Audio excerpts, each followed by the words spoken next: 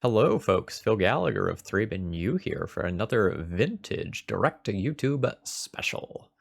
In case you haven't heard, on Monday, which will be the 15th, there is going to be a banned and restricted update, which is going to impact multiple formats. And Legacy is probably going to change a lot, so I'm really hesitant to record any Legacy content right now when we can still get pooped on by things like Tybalt and Oko and Uro and Dreadhorde Arcanist all the time. So I'm putting the donation deck lists, or the Legacy donation deck lists, on pause for a couple of days until we see what happens with that, and then I'll be continuing that content. So expect to see a couple of vintage videos from me in the next few days. Today we're going to be playing a deck list I found from the 5.0 deck list dump. It is a Tribal Humans deck in Vintage, which is pretty cool. So if you're familiar with the Legacy or Modern versions, you're going to see a lot of similarities here in that we have things like Mother of Runes, Champion the Parish, and Noble Hierarch that are common inclusions in those decks. But the Hatebears that we're playing are different, because things like graveyards matter, and Lavinia's various clauses matter quite a bit in this format as well. The thing that's probably oddest here is the inclusion of cards like Mayor of Avabrook and Luminarch Aspirant.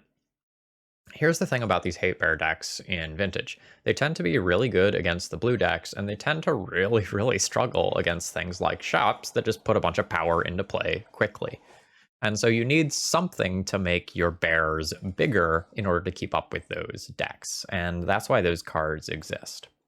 Now, notably, I did say that this is a Tribal Humans deck, but there is an asterisk there because, like, Collector Ouphe is a house in Vintage, and if you're playing some sort of Hatebears deck that is in green, you really should be playing it. Most of what's here is going to look familiar if you watched the Bant Archon video from a few days ago, but notice that, even though we are technically a blue deck because we have Lavinia and Meddling Mage as well, we don't have things like Time Walk and Ancestral. Now, the sideboard is largely for two things. It's for graveyard decks, and it's for shops. There are two other Hatebears, birds, in the sideboard that let you kind of swap things around that aren't necessarily good. So for example, if Containment Priest isn't relevant, you can grab an Archon and a Sanctum Prelate to fill out your slots or something like that. I think that's really all I have to say about this one. I've often found that these sorts of decks, the like Tribal Humans ones, end up being a little bit underpowered. They tend to be good versus the blue stuff, but a little bit soft to shops, a lot soft to shops, honestly. So we'll see how this one plays out. If you've been enjoying the vintage content these last couple of days and you want to see more, please consider liking and commenting to help more people find them.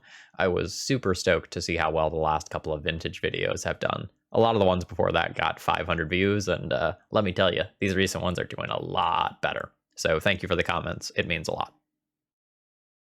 This first opening hand is a little bit awkward in that it has a lot going on that I really like, but it doesn't have a turn 1 accelerant. I think I'm still going to keep this because, like, we have a powerful Haymaker versus something like Shops. We have a powerful Haymaker for a graveyard-based deck, and, like, we have the usual assortment of things that are going to be good against blue decks as well. Like, I can just jam a Sanctum Prelate on turn 2 if that's something that I want to be doing.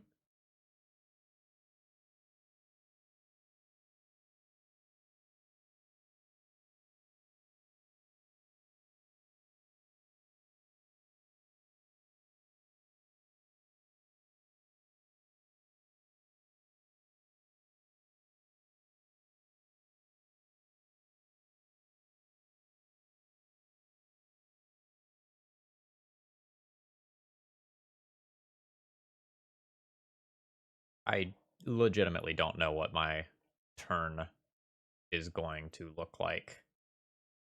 I don't know which one of these cards I should be playing.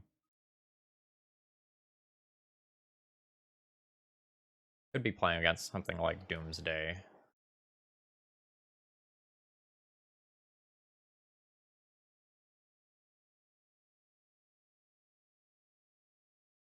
But this start could also just be a Xerox deck, like Bug Xerox or something. Could also be a combo deck.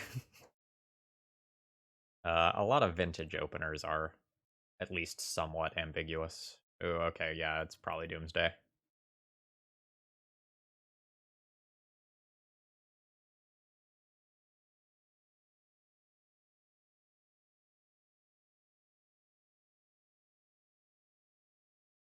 I don't know how good I am going to be at stopping this. Okay, it appears that I will get another turn.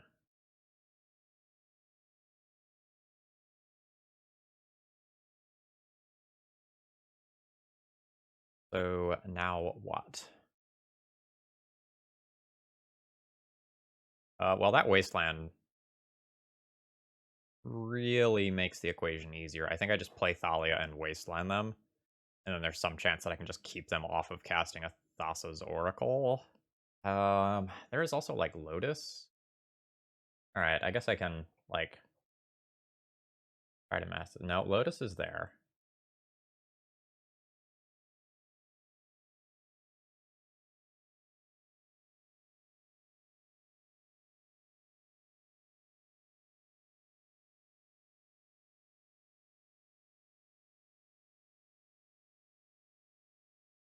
Let's try to choke my opponent.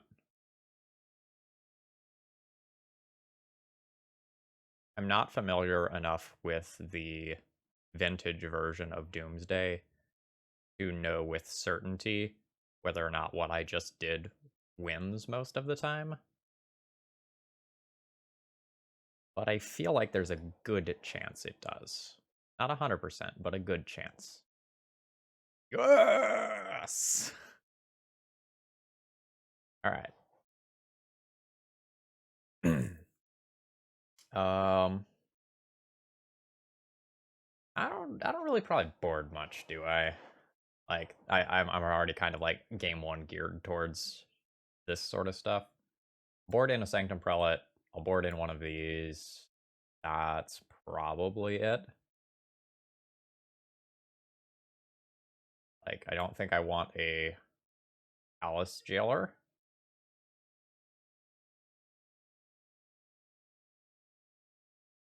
Most of this other stuff seems fine. I'll probably trim a champion. I am going to take a moment to pull up a Doomsday list, though, and just kind of get a feel for what my opponent could be bringing in that might influence what I want to be doing. This is not a deck that I've played against a lot.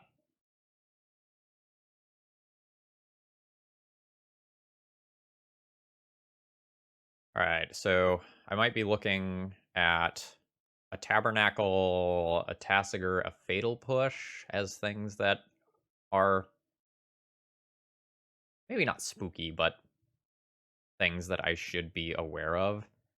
I don't think my Cage is actually really doing anything here. I'm gonna go ahead and keep this.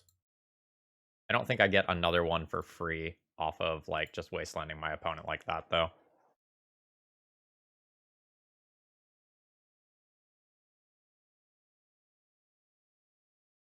Is this a keep?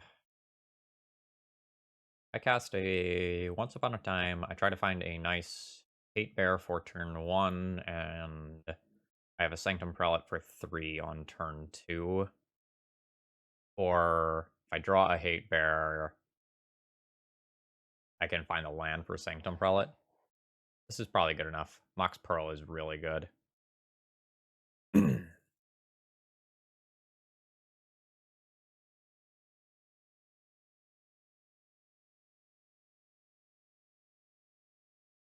Alright, that is a bottom.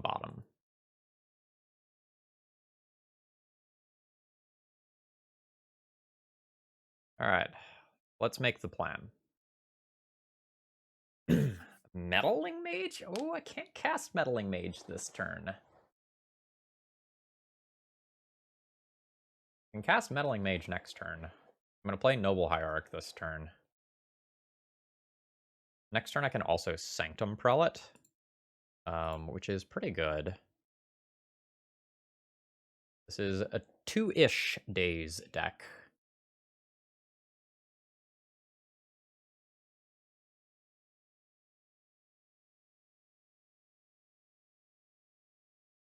I think I'm going to go ahead and grab the Meddling Mage.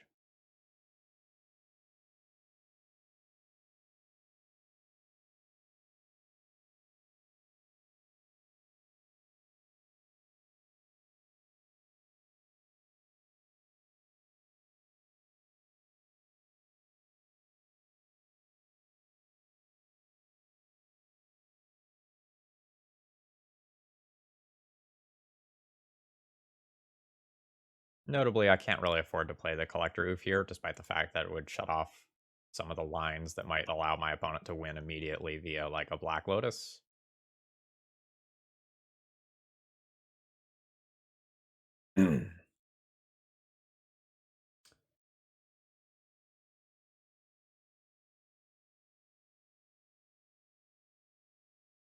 I can get dazed this turn if I play Sanctum Prelate.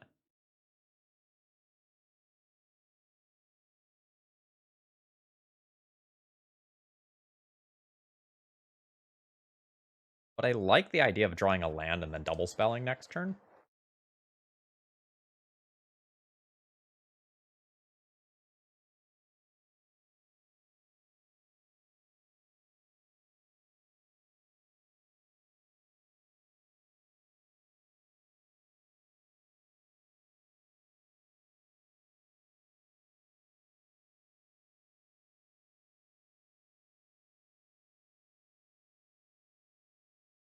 Kind of feel like my opponent is just going to have Fatal Push, and I get punished for not naming one here. But, like, yep. I still think I'm supposed to name 3, because otherwise, like, they can kind of play around that eventually.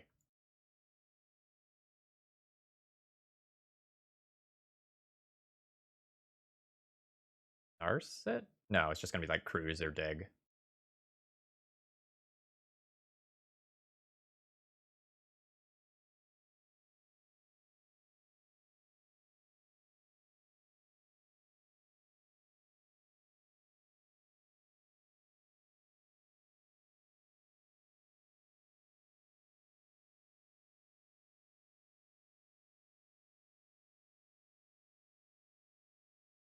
All right.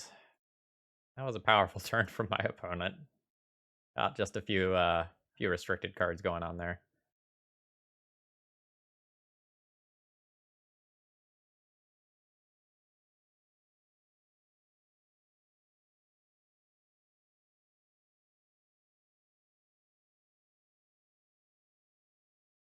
I don't think this gets to resolve, but, you know.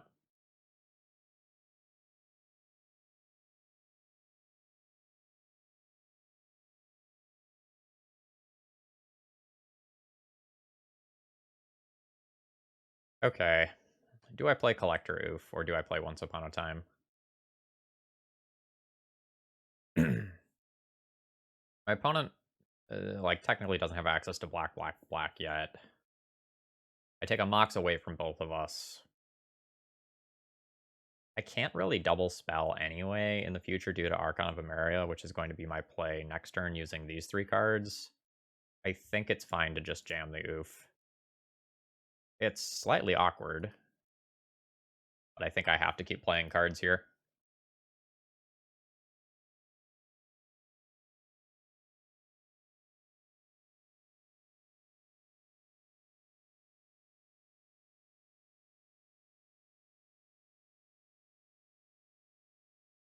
Oh, snap. Does this just win?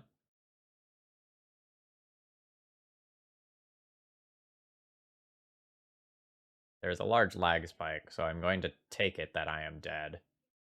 Okay.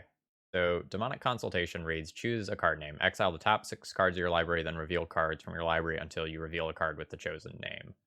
So, if you name a card that isn't in your deck, then you just, like, get rid of everything. Uh, so they named Abandoned Hope. That is strong.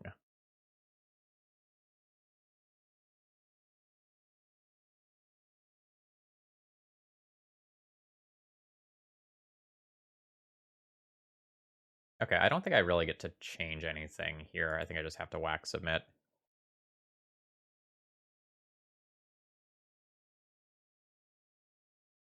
Turn 1 uncounterable Lavinia is pretty sick. I'll be keeping this.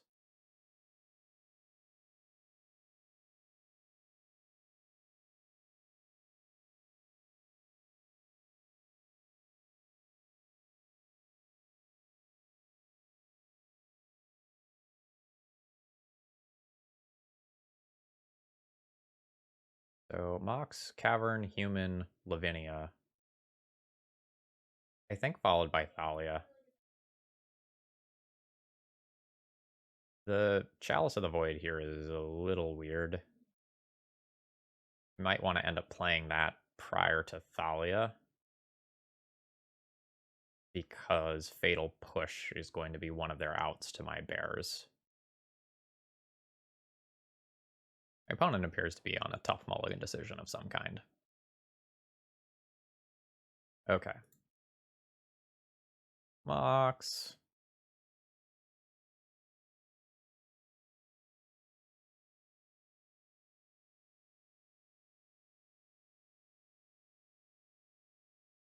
It would actually be incredibly good for them if they counter this.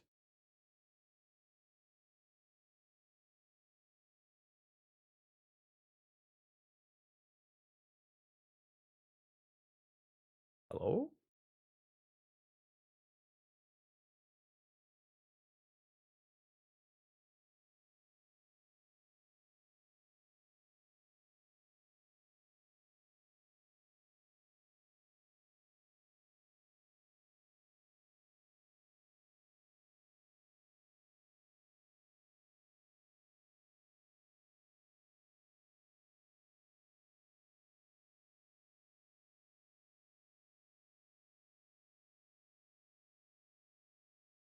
It's really annoying if they happen to have the Fatal Push on turn 1 before I can protect.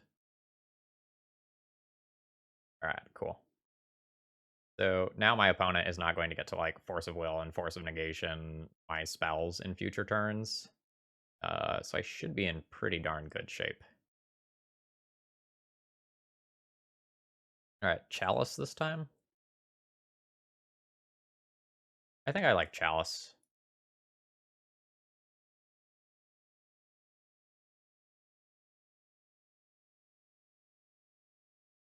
Cut off a lot of the powerful like vintage outs that my opponent has.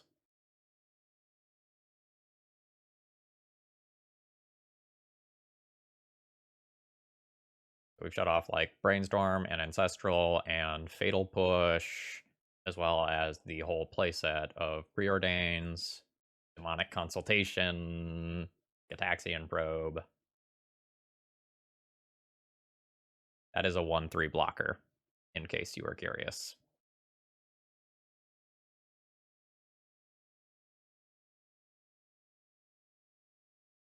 I can keep the pressure up by playing Luminarch Aspirant and like actually get damage in this turn. I'm not sure that that's actually better than just playing Thalia, though.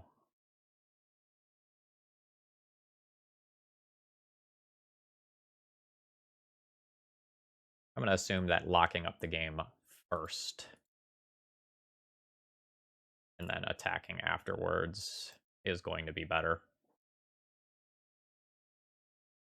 Yep, and opponent scoops it up there. Good stuff. My opening here does not have colored mana, so I'm going to go ahead and mulligan. My opening here does not have 2 mana, so I'm going to go ahead and mulligan.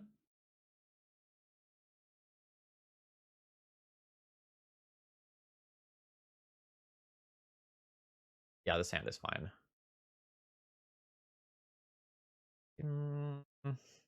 What to throw back is going to be interesting. Opponent has gone to 5, so there is a better chance than not that they're trying to do something degenerate. Palace Jailer goes back for being too expensive. Turn 1 is Cavern Noble. Turn 2 is 1-drop Thalia. So which 1-drop do I want? Probably Mom, but it's like surprisingly close, because if I get paired against something like Shops, the Mom is dead and the champion is not.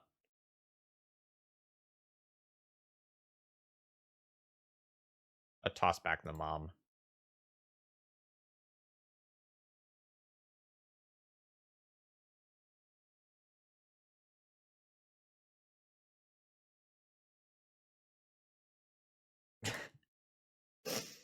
Okay.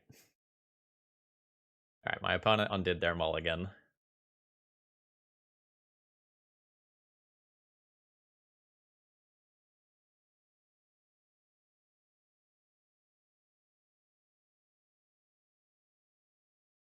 So the good news is that there's a decent chance that what I have in hand will be good against what my opponent's doing.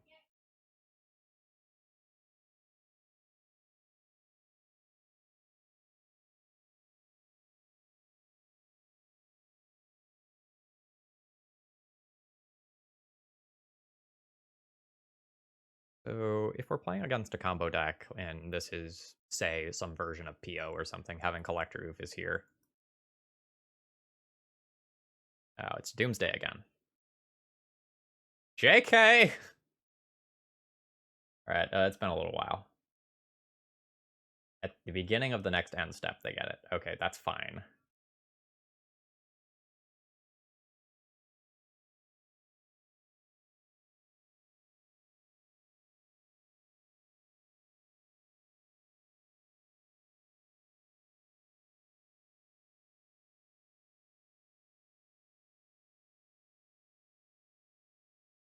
Okay. And these cards are just going to go to exile.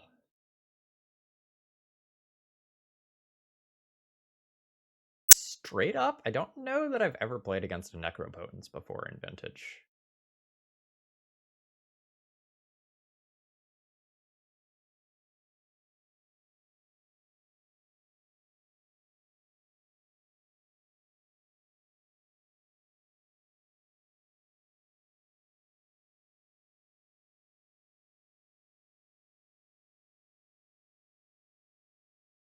Next turn, I'll use Horizon Canopy to play Collector Ouphe.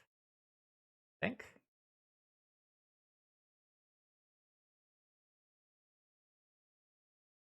I think the fact that the Thalia is uncounterable this turn is important.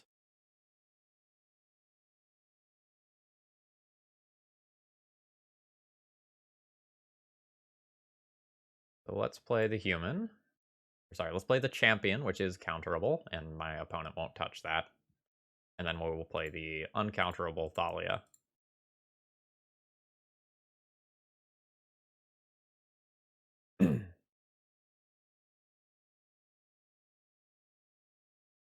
Okay, my opponent has named Abandon Hope. So that's going to exile their entire library, I assume. Oh, they skip their draw step. I see. So that just means they have the Thassa's Oracle in hand naturally and can just play it. All right. Yep. All right. GG.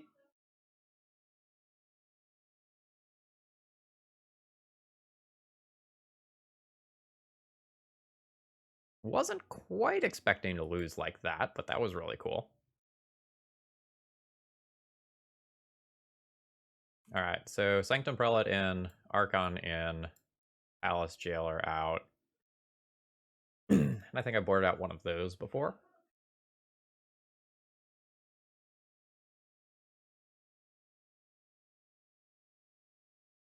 I'll be fine. I guess I could also consider Kataki, but If this version has Necro, Luminarch Aspirant is actually a little better than normal just because of the pressure that provides. I'm going to board out a Priest and keep in one of those.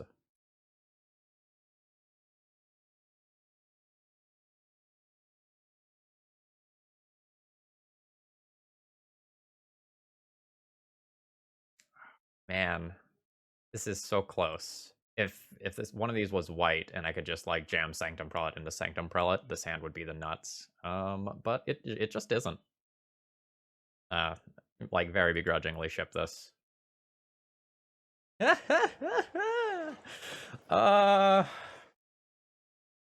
the Lotus. I'm gonna keep this, and I'm gonna crack Once Upon a Time looking for a land, and then I'm gonna play 2 creatures on 1 turn, and I'm really hoping that one of them is going to be a Hate Bear. Because if it isn't, this one's awkward. But this is the thing that like gets your heart rate up, right? Like I could be super screwed here. Fuck. Ah!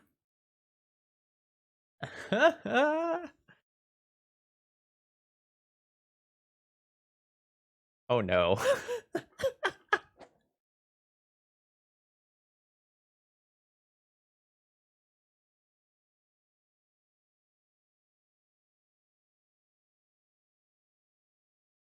All right, please.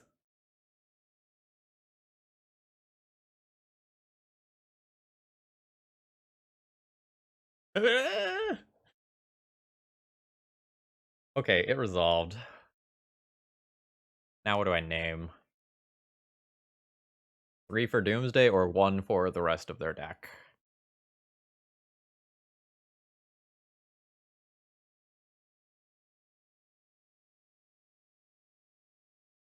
I think I'm gonna go 1 for the rest of their deck. All right. I knew there was a risk when I kept this hand, but hopefully we just peel land into land off the top and everything is fine. Nope. Okay. Well, thankfully opponent cycled a Street Wraith, so that's one less attack that we need to do. Oh no.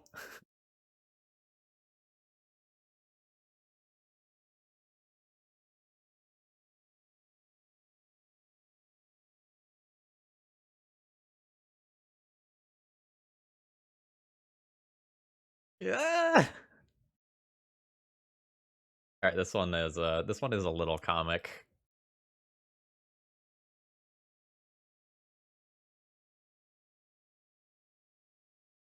They are now in hardcast Force of Will territory.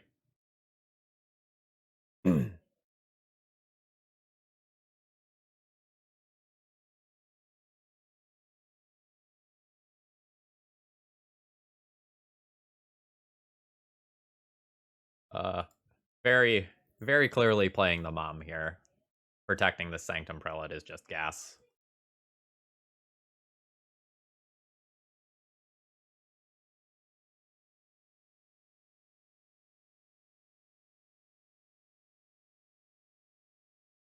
All right.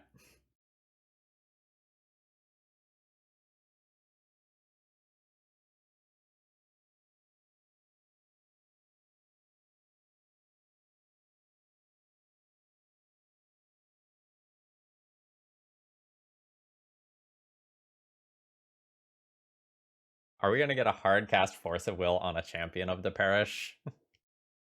No. Okay.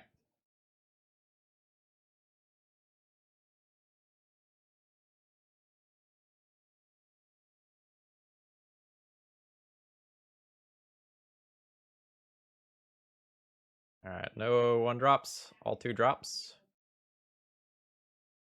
That's okay. Any creature resolving is lethal next turn.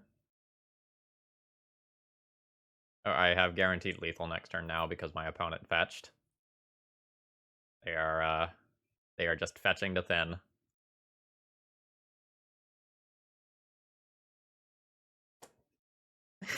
All right, this league is gas.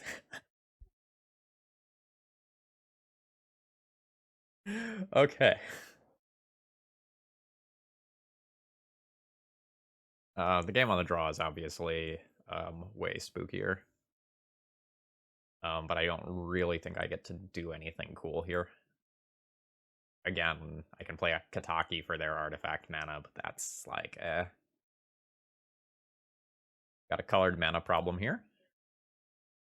We have a not a vintage hand problem here.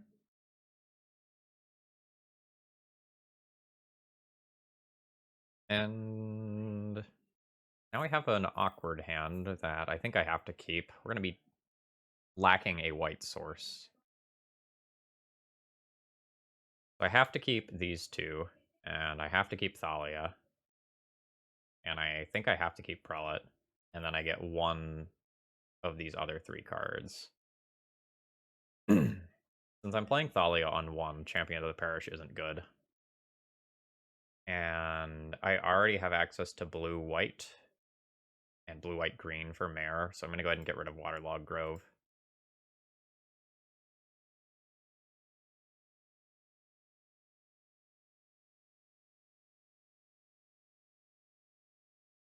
My opponent's dazes are live when they are on. Oh, they're going now.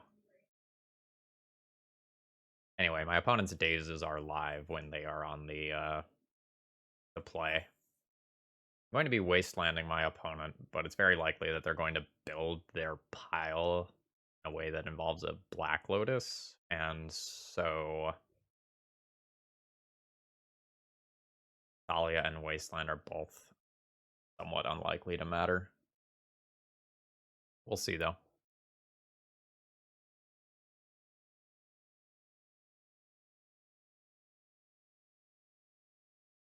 Oh, Magic Online got a little laggy there after that Doomsday. Alright. Yeah, so there is no Black Lotus here.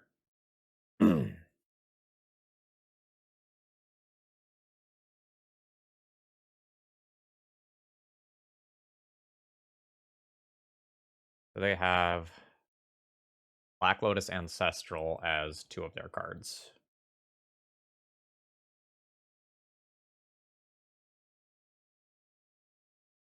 That's not great for me.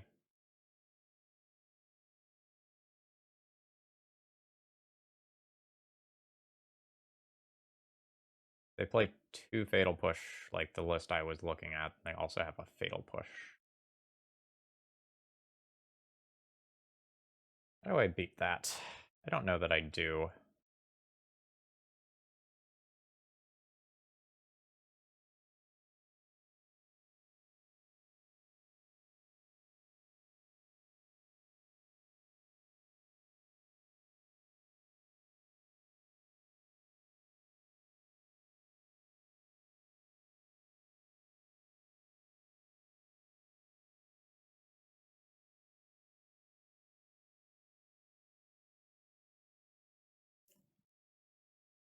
Let's try that. Let's make them have the land.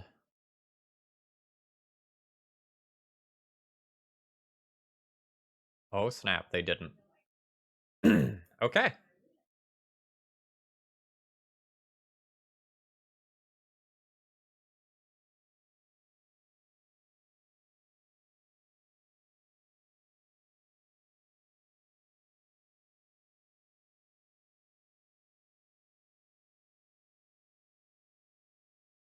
I assume at some point they just draw, like, Lotus and play Thassa's Oracle, and I'm donezo.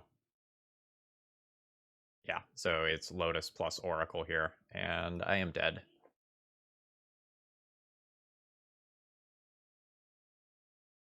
GG, though. That was an interesting one. Okay. I am on the play, which is the only reason why I'm going to keep this hand. Otherwise, I think I would pitch this one. But I get to, like, play a Deuter on turn 1, followed by one of 3 different relevant Hatebears on turn 2. And then, like, continue that pattern from there. I think that's going to be okay. Cavern of Souls is the card that I'd probably like to see the most here. And there it is.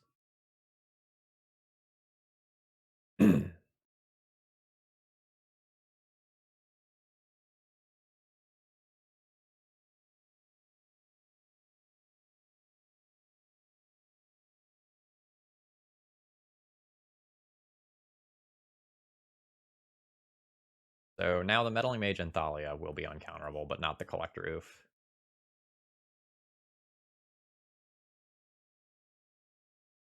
Which is fine.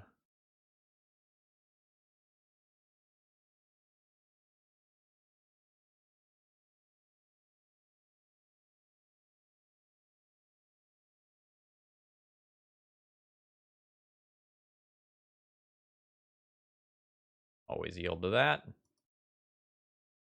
And let's go ahead and get in there. They're probably playing against a Bug Xerox deck. Don't really know what I'm supposed to Meddling Mage. A lot of their cards are going to be taxed by Thalia.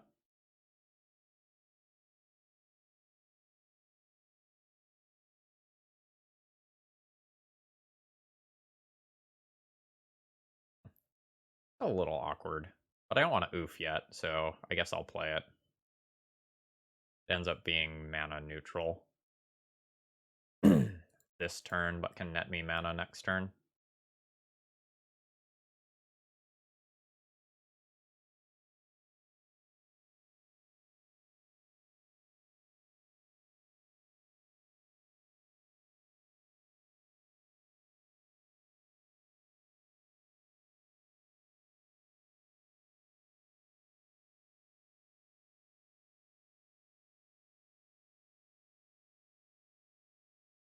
Alright, it did resolve.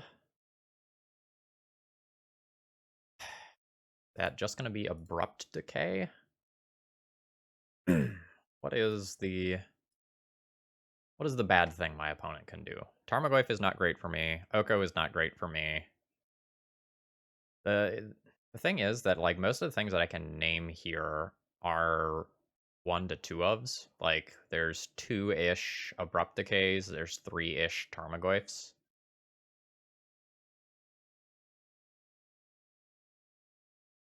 I name Tarmogoyf.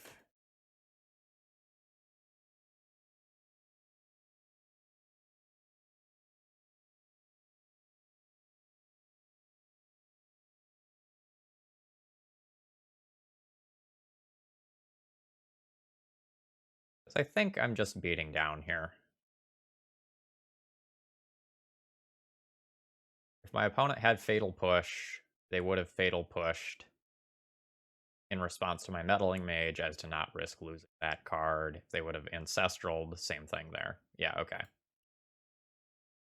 Cool. So what do I want against the Bug Xerox deck?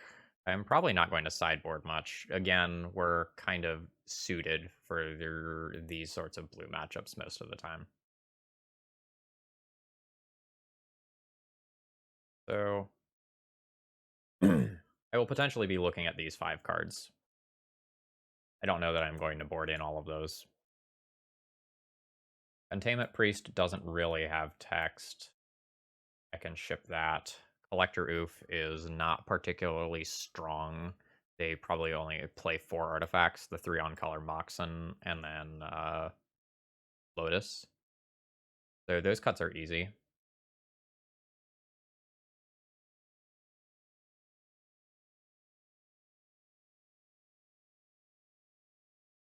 Then I think I'll trim a Lavinia on the draw.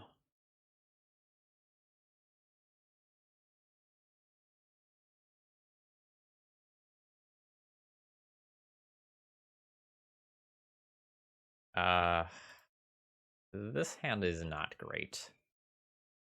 So I could play with this hand, but if Once Upon a Time got countered, or if I miss a land drop, like this just isn't a playable vintage hand, I think I'd rather look at a 6.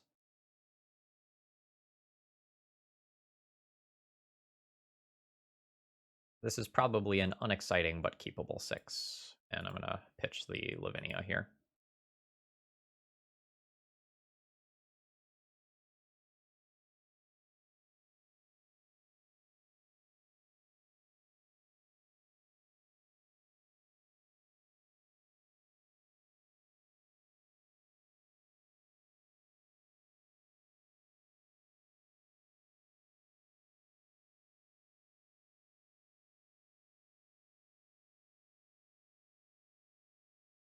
So the saving grace of this hand is that I have the ability to jam Sanctum Prelate into Sanctum Prelate and hope that I get there on one of those 2 instances. But my opponent has the possibility to pull pretty far ahead this turn. We'll see how it goes.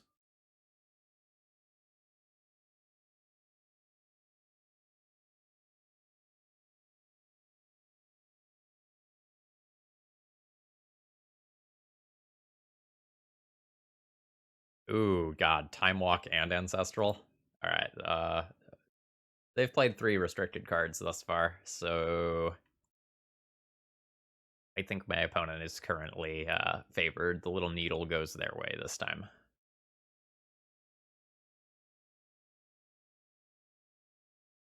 4 restricted cards.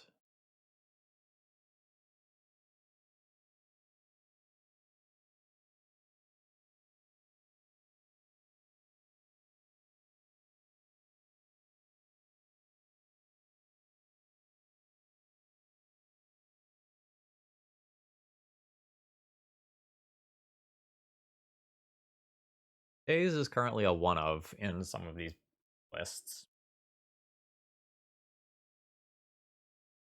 And so I could replay that. I could respect that by playing Chalice of the Void this turn, but I can potentially double spell with Chalice in a future turn. So I think I'm just going to go ahead and jam this and see if it works. Again, though, this isn't a lights out punch. It's just good. All right, that was Force pitching a Force.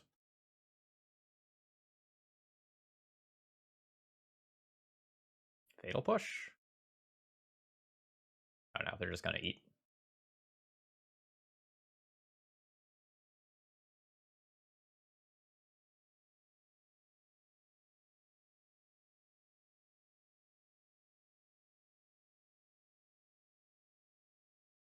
All right.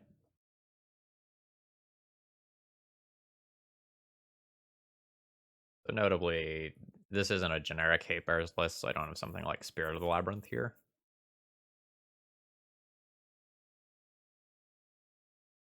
Oh, interesting. My opponent still has Pyroblast in.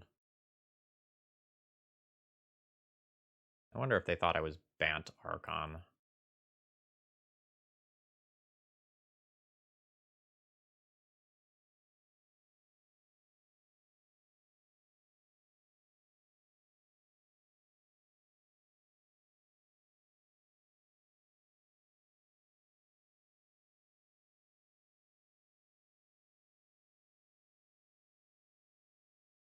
Let's go ahead and name 1 here. Next turn, I can start pressuring Dak. I don't think I actually want to Wasteland my opponent. I can Wasteland my opponent, but then that puts 2 lands in the graveyard, and Deathrite Shaman undoes a lot of work, yada, yada, yada, yada. I would rather have my mana available still next turn, because like I can cycle this, I can play Chalice and another card, I can hit 2 of my opponent's mana sources at the same time and maybe put them under more pressure.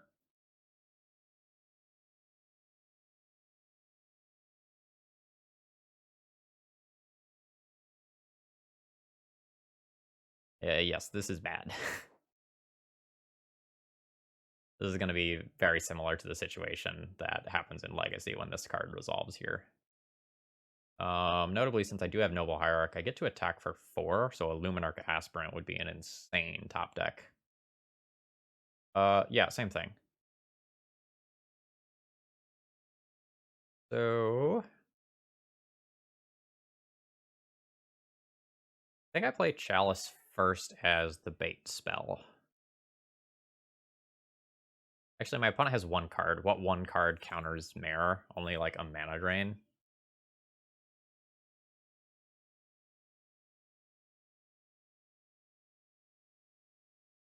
Yeah, maybe actually let's play the Chalice post-combat.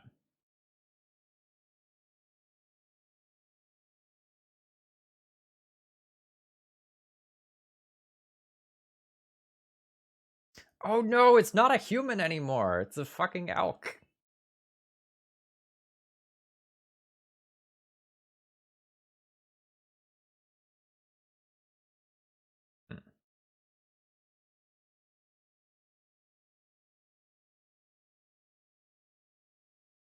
All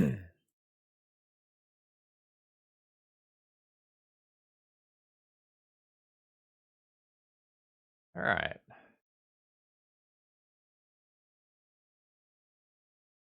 I will put 2 different elkable things in play, and my opponent can make their choice later.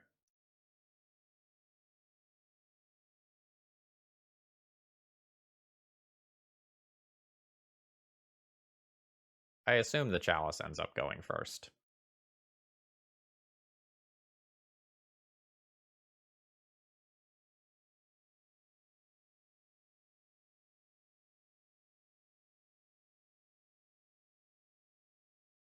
All right, they have pitched a Ponder and a second copy of Dak.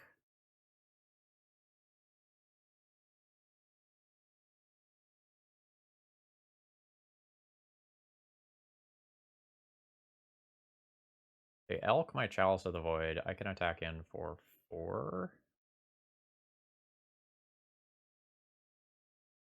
on Dak? Question mark? Unsure. Okay, they are taking an elk instead. That's reasonable.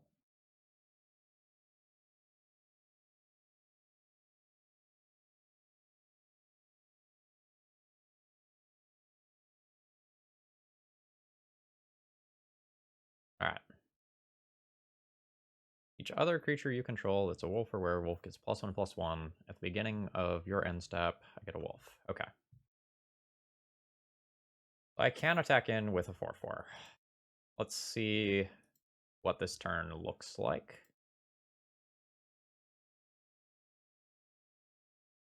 A thorn. Not the best.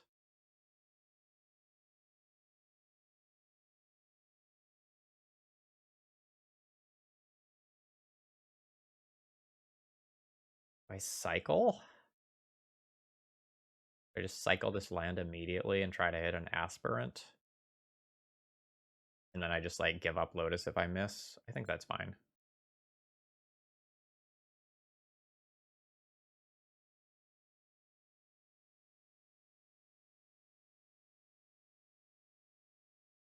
Strong.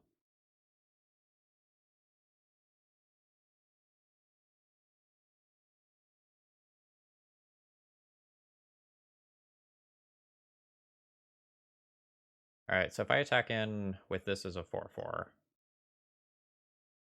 my opponent could double block, in which case I kill their Deathrite Shaman, I guess. And then I don't end up getting my wolf.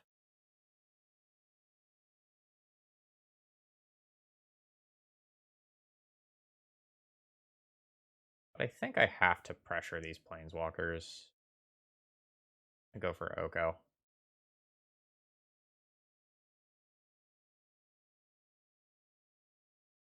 I don't think I'm winning the long game here, despite the fact that I have a Chalice of the Void in play.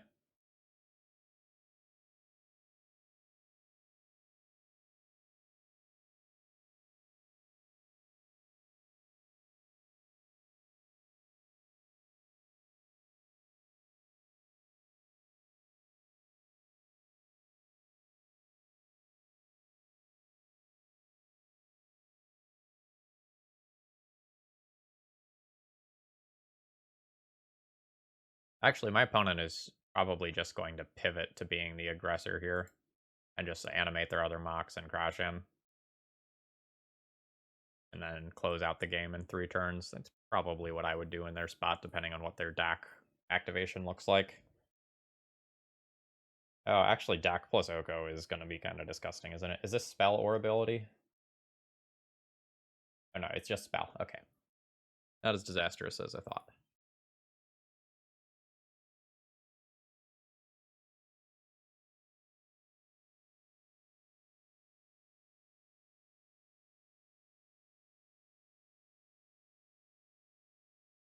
They're fetching to play something. What wouldn't they have mana for already?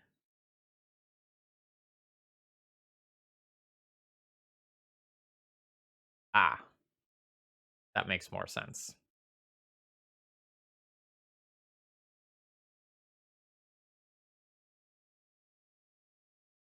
You're targeting your ends. Oh, okay. You're gonna elk the Chalice then. I see.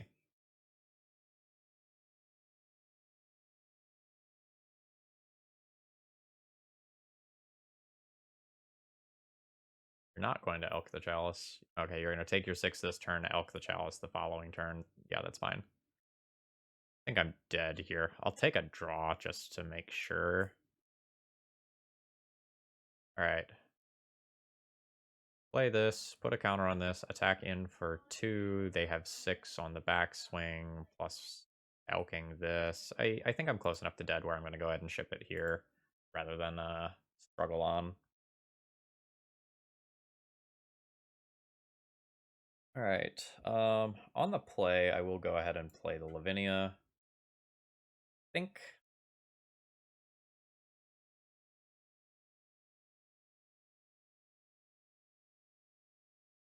over one of Mare or maybe Champion. Chunk of Mare. Make my mana a little bit better.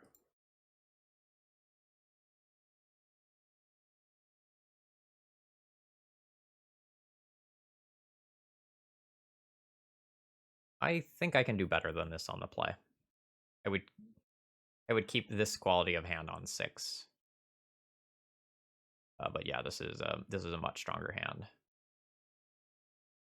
I'll keep this and I'll pitch that since I already have 2 mana on turn 1.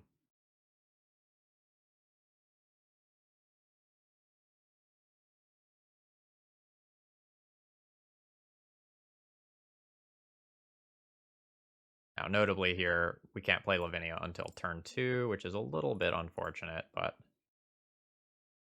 it is what it is. We're potentially just playing Sanctum Prelate on 2 anyway.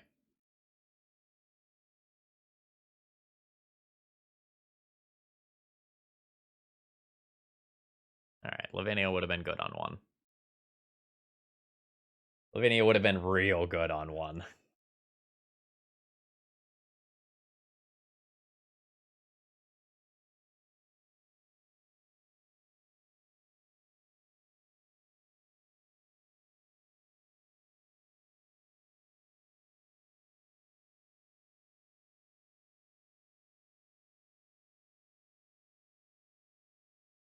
That's okay. Luminarch Aspirant is kind of okay versus Oko.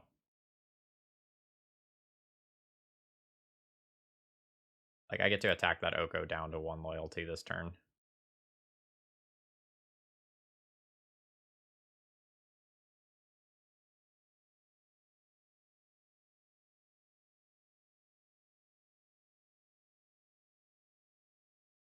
I don't want Sanctum Prelate to get elked if I can kill Oko next turn. I'm going to go ahead and play out Lavinia instead.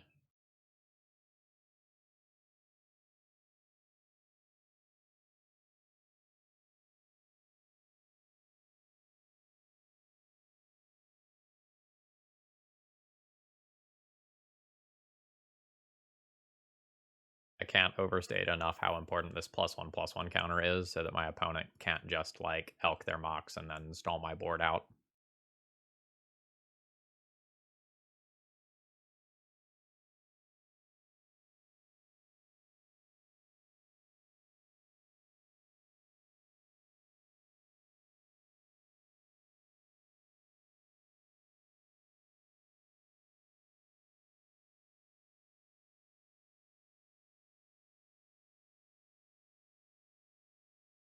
So they're just losing both their planeswalkers now? Like, they wasteland me, and then I kill both walkers? This is a huge win for me. Unless there's some trickery or shenanigans that I'm not thinking of.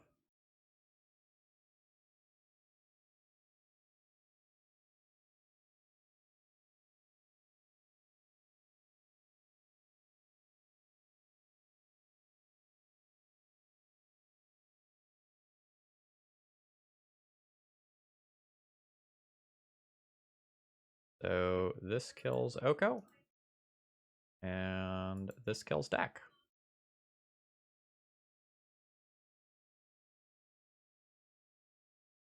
Moto is lagging. Hello, Moto.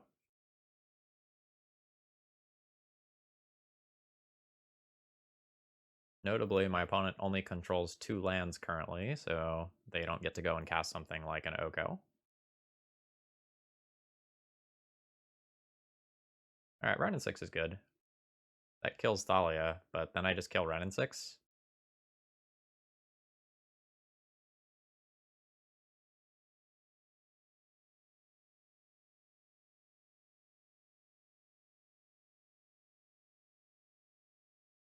That's beautiful.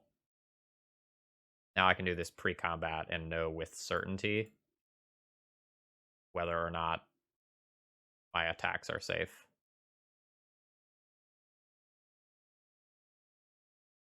And my opponent can't force a will this. Nice. So we'll go ahead and name 1.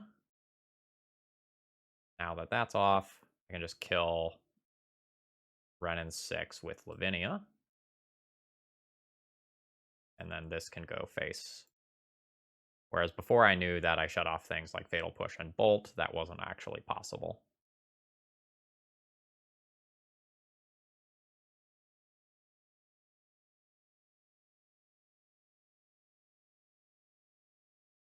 So something like a Tarmogoyf is probably the most annoying thing, like Tarmogoyf followed by some Planeswalker.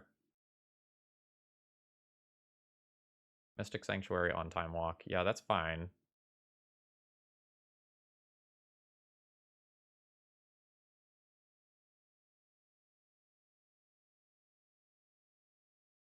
Uro.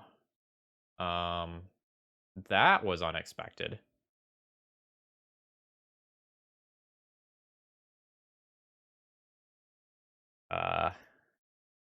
That probably beats me.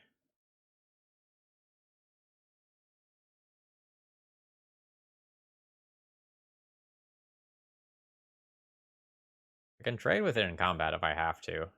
I would rather just, like, rip a Caracas. I can trade Elk plus Lavinia for it.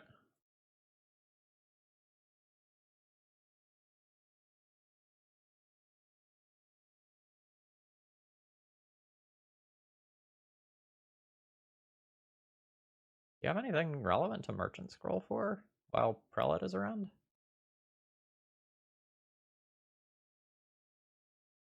Okay, Force of Will does nothing while Lavinia is... Well, actually, that's not true, right? You can fetch and then you control the correct number of lands.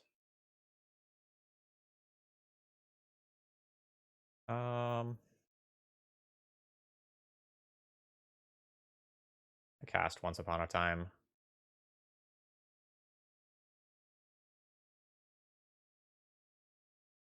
It's notably 5 looks at Caracas. Oh, yeah.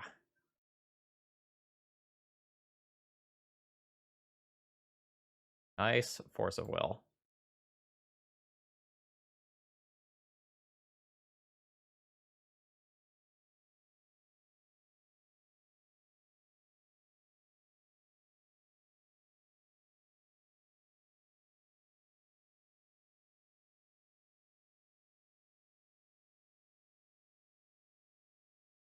Alright, does my opponent have another Mystic Sanctuary to Time Walk again? Seems unlikely. Nice.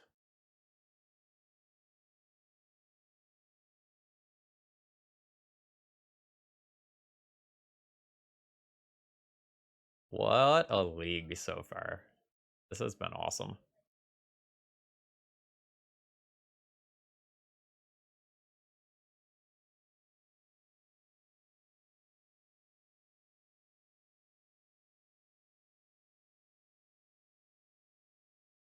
My opponent may have one Assassin's Trophy that lets them get out of this.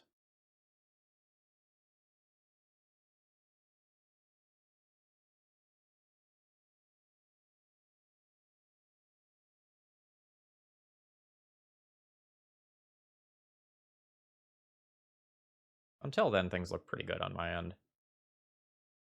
Let's go ahead and cast this Once Upon a Time, which might actually very likely get Force of Will this time.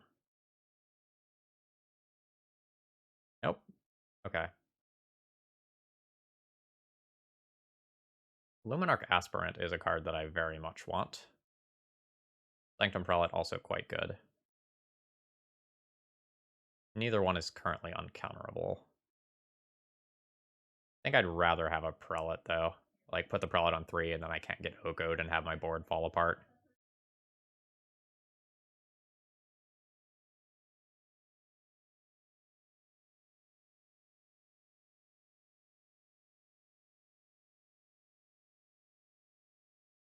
Notably, my opponent has now exhausted most of their graveyard-based resources,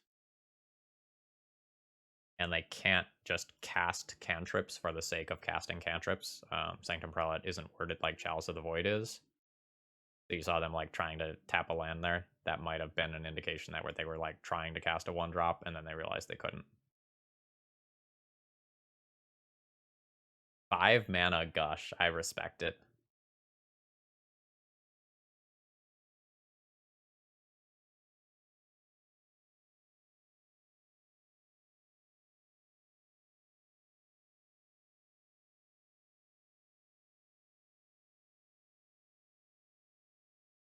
Oh, okay. They have a Strip Mine. That's actually quite good for them.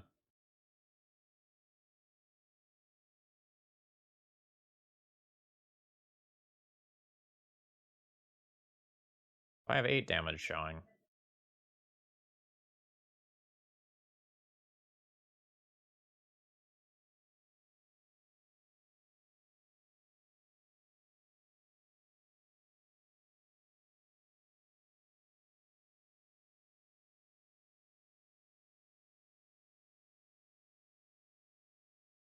I know my opponent has a Force of Will, right? So this shouldn't resolve. Oh, it did resolve. All right, I will name 3 for the walkers.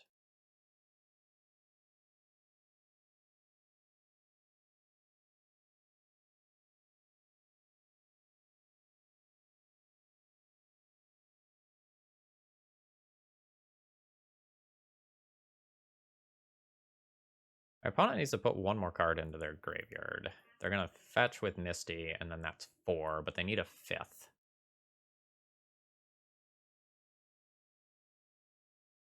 Awkward and somewhat comic.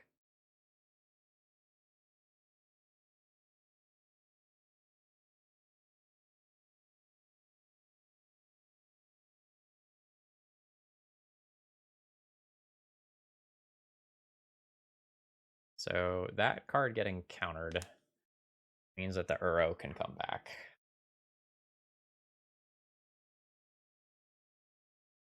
I can't Swords to Plowshares it, so ripping another Caracas is the best way to answer that.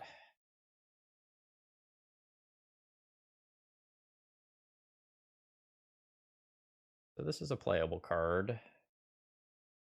Sanctum Prelate only shuts off non-creatures. Start by cycling this. The Mayor? My opponent dead to the Mayor?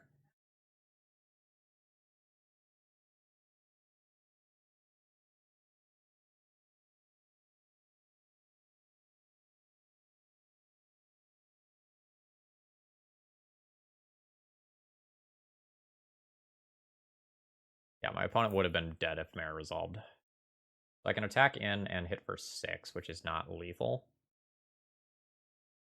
So I'm going to go ahead and just pass the turn here.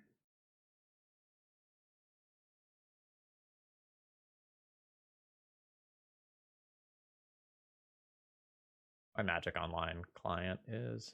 Oh no, this time my opponent just has priority. Okay. But Moto unquestionably needs to be restarted.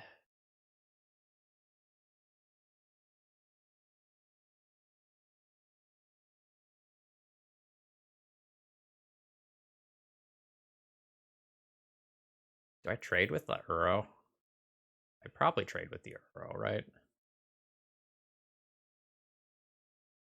Just a huge portion of my opponent's castable cards are locked under 2 Sanctum Prelates. They essentially have the 2-drops and the Moxen that are castable.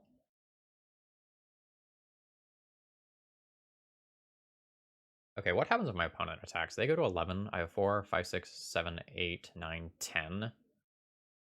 So an Aspirant or a Mare kills my opponent. Did I board out a mare? Also, like, lol. Oh no, I can't cast this one. Cycle the Horizon Canopy taking me off of white. That's okay. Somewhat awkwardly, though, every spell I play is an opportunity for my opponent to cast a Force or a Daze or something that puts a card into their graveyard.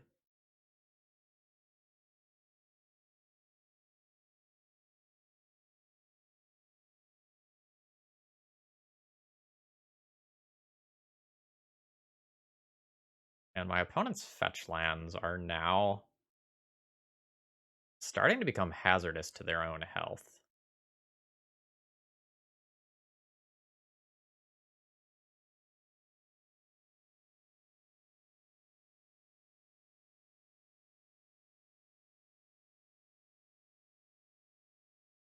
Four, five, six, seven, 8, 9, 10, 11. I have 11 damage showing.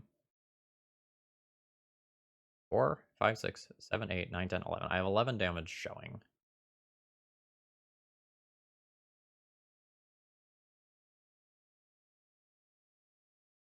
What could they have? Abrupt Decay, Collector Ouphe, Assassin's Trophy, Renin 6, maybe a Dreadhorde Arcanist. These are the sorts of things they could have.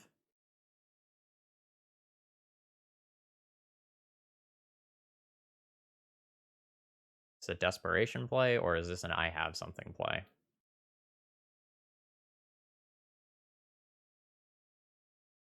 The double block is pretty darn bad if they have a spot removal spell.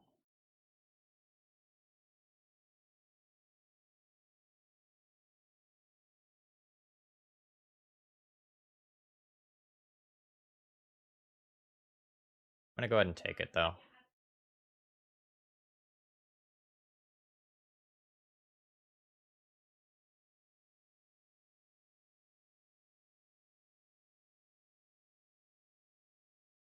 Like, if a removal spell gets pointed at one of these instead of at a Sanctum Prelate, I largely consider that a win for me.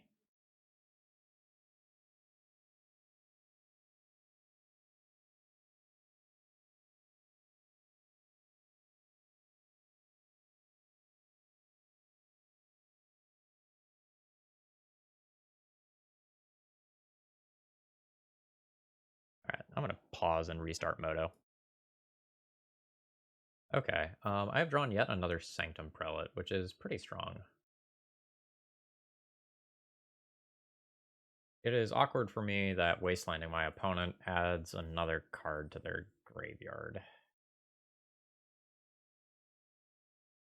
Or sorry, strip mining them.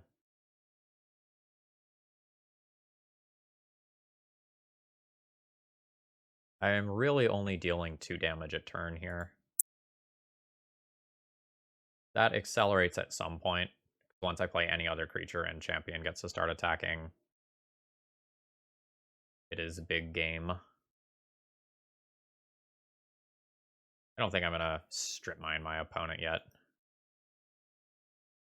I'm not worried about being drained. There's 1, 2, 3, 4, technically 5 creatures in graveyard that Deathrite Shaman can eat. That's the priority.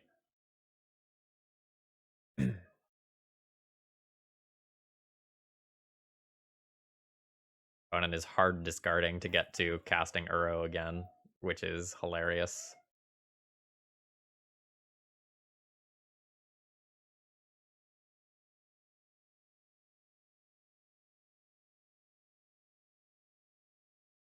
This is sick if it resolves. Oh yeah. The trifecta 1, 2, and 3.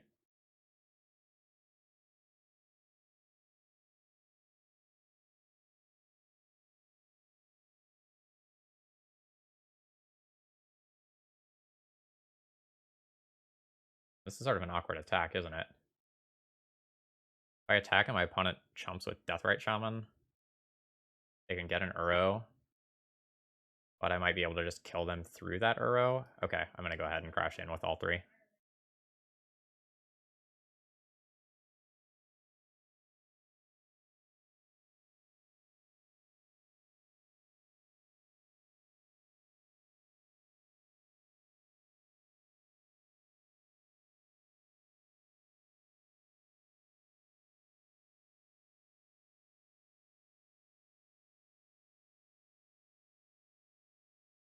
This is an absolutely insane game of Magic.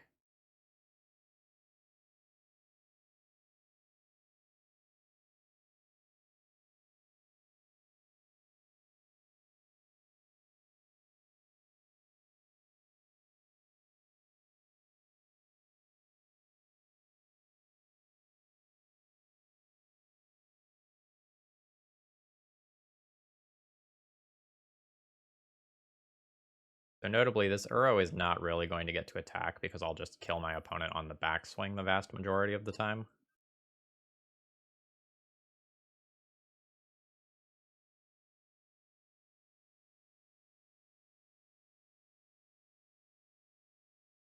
Do I draw with Horizon Canopy? I cut myself off a white-white, but white-white shouldn't matter much here.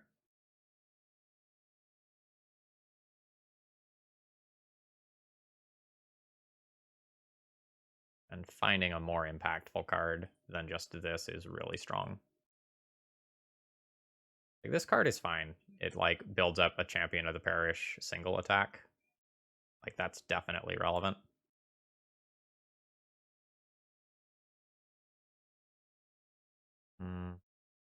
Could try to strip mine my opponent, but again, like, cards in graveyards are like a real resource. Alright, so I can attack in for 6 this turn if Champion of the Parish is blocked. 6 is not lethal, so I'll just go ahead and pass the turn here. Next turn I have a profitable Champion of the Parish attack. I turn it into a 4/4, and then it can attack in as a 6/6.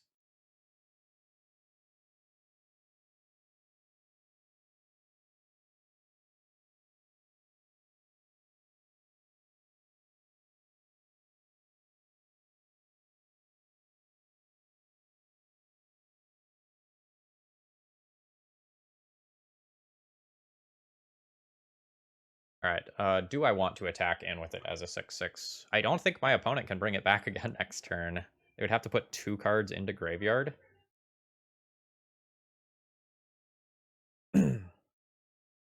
No, maybe I'm being too aggro to make the attack in there. Like, this patience game favors me at this point.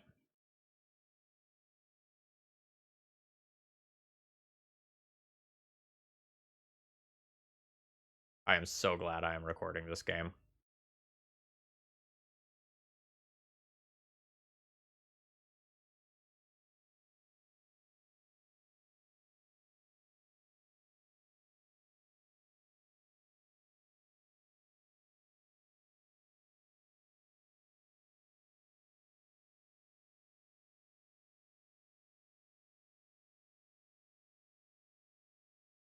I don't know what my opponent is thinking about exactly.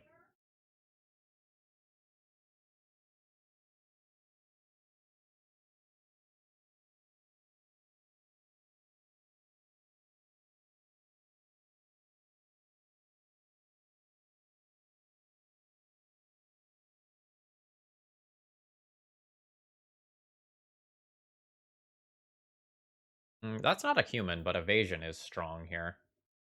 This is an Archon. This is an Archon.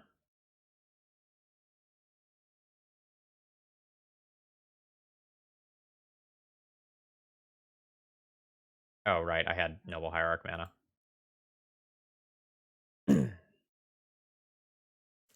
So now, doesn't make sense to attack him with Champion. Deathrite Shaman? Nah, I'll just wait.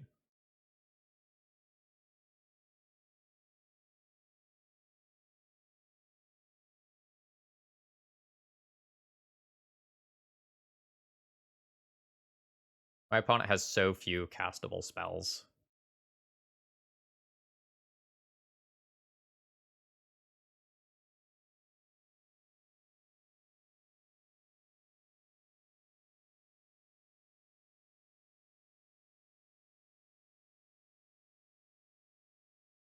I can't play that one this turn. I can go ahead and crash in the air.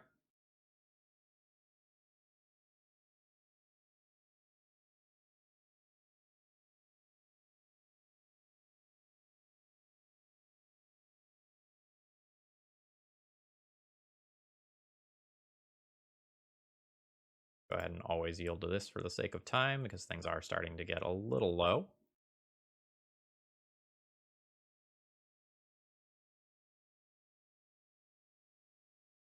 My opponent attacks in with Uro. I take some damage.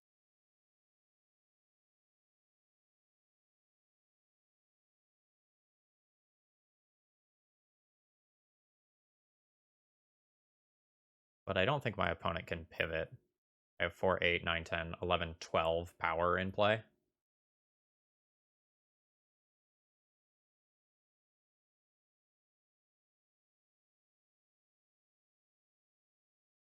Oh, they are trying to pivot.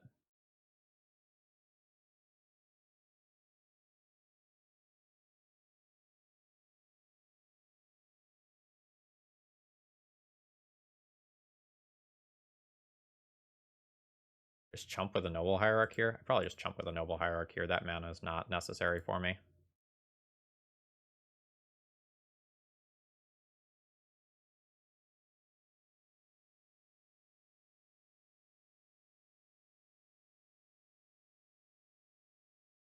Now I think I'm going to go ahead and strip mine this Underground Sea and take my opponent off of eating things.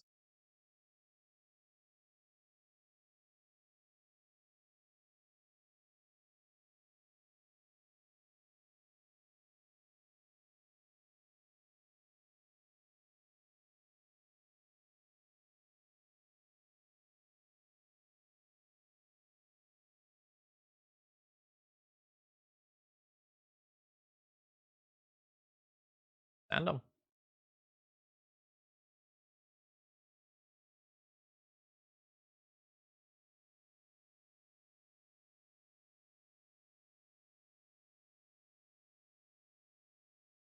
Opponent can live through this turn by activating Deathrite Shaman and eating.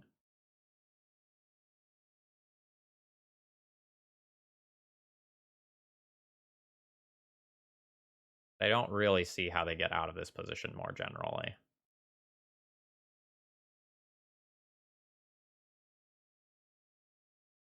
Like, I'm even good through a Time Walk here.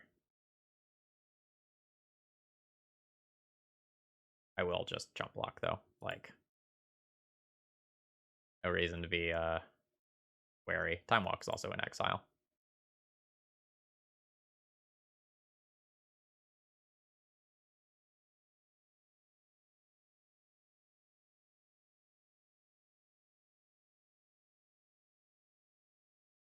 I can't think of any reason why I need to play Athalia pre-combat. It gives me 1 more damage, but, like, what can they have?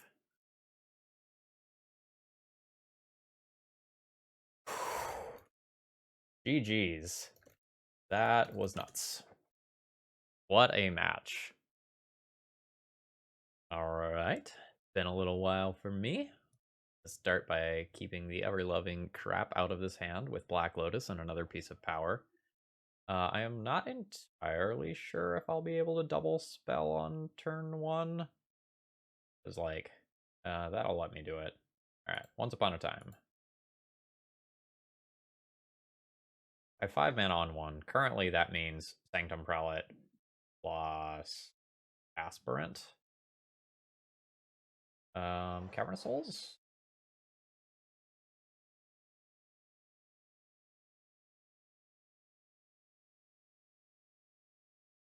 Yeah, I think I'm just going to pick up the Cavern of Souls here.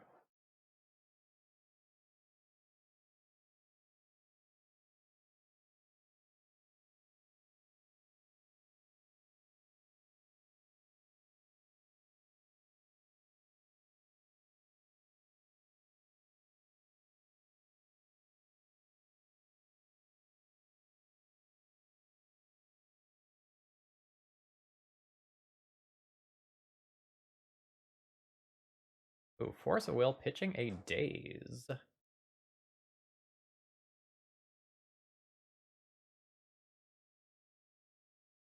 I can't Meddling Mage.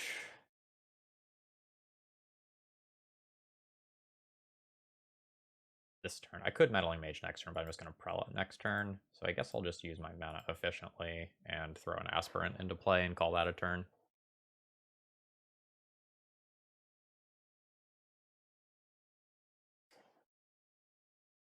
Wonder if I could have sequenced that turn differently to get my prelate into play.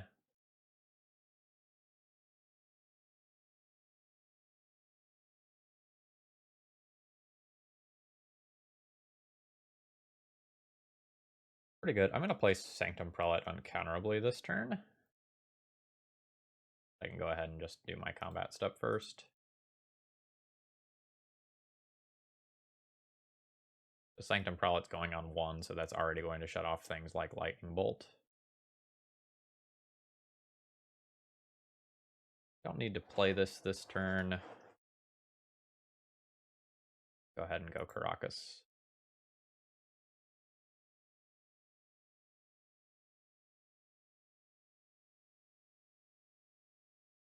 And in the dark, I like naming 1. It does a lot of damage in Vintage. There is a chance that my opponent is playing like a PO list or something like that, and I get super punished for this name.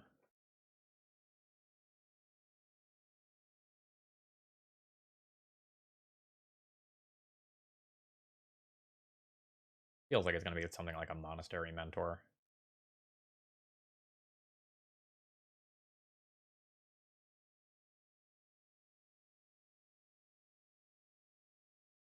A Dak Faden. Yep.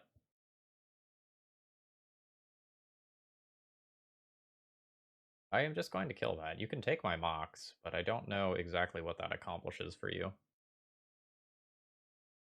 Alright, they're just going to loot.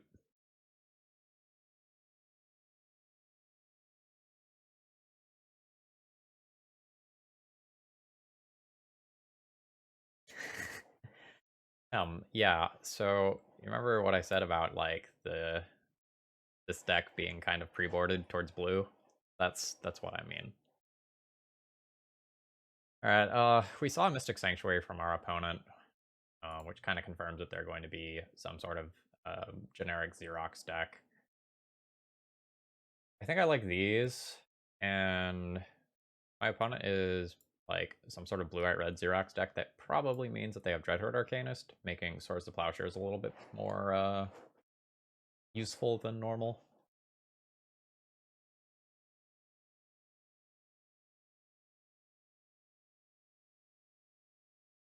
I think Ouphe and Containment Priest are kind of medium, and Palace Jailer is kind of slow. I think that's what I'm going to do. I'm going to take another look.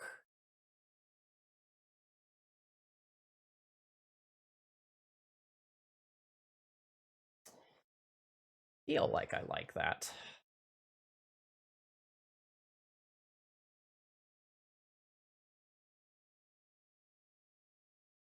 I could think about something like a Grafdigger's Cage for Dreadhorde Arcanist, but I don't know that that's actually good. Before Sanctum Prelates, 1 Chalice of the Void, 3 Swords to Plowshares, plus Lavinia's, plus kind of Meddling Mage.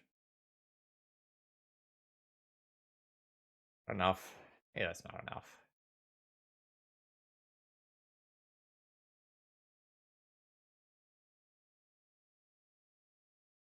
I could trim a Once Upon a Time for the post-sideboard game and keep the Jailer in as one more answer to it.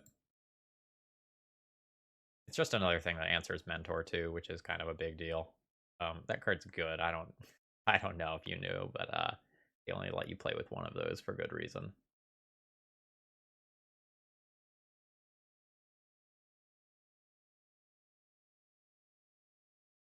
Uh,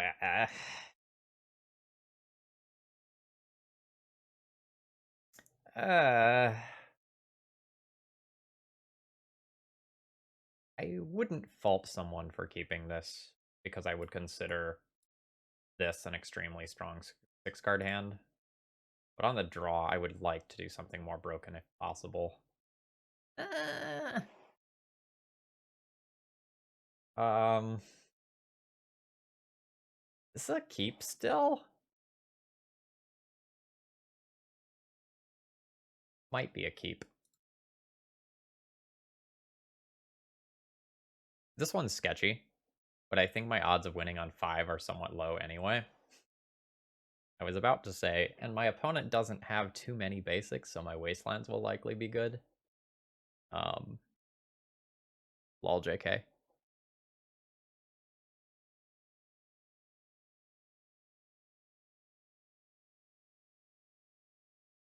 I do have just a ton of draws here that are very good. That is not one of them. Um,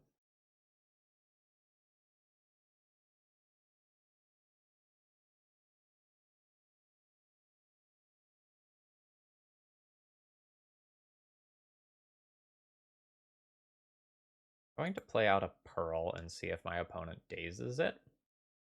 He did not daze it.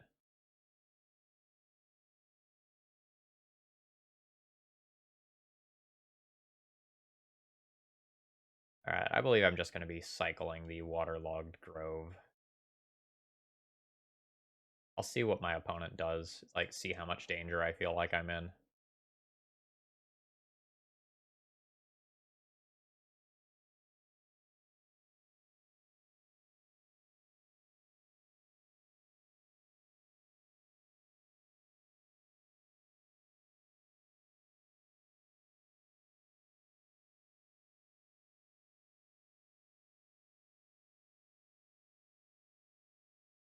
Okay, that's quite good.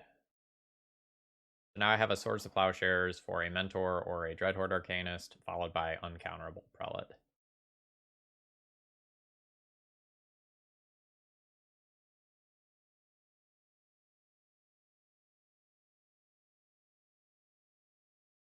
Dak Faden is probably the singular card that I am most afraid of right now. Dak Faden taking my Mox Pearl is devastatingly good.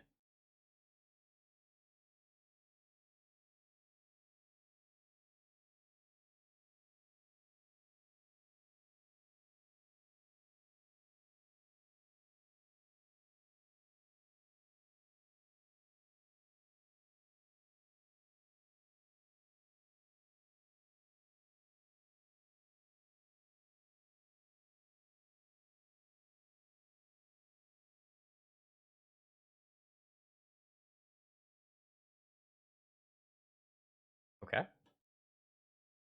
Shit.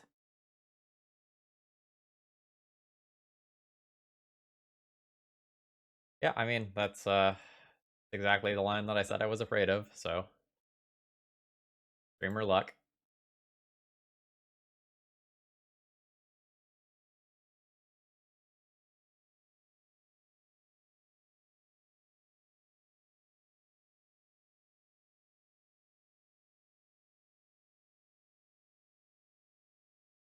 I don't think my Wasteland is usable currently. If I rip another white source, I need to be able to play this.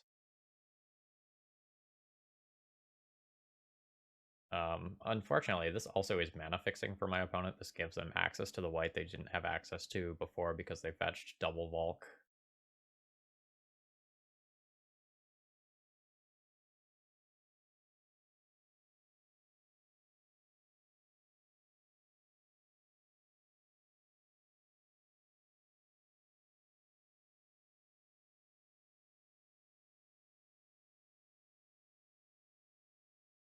Yep.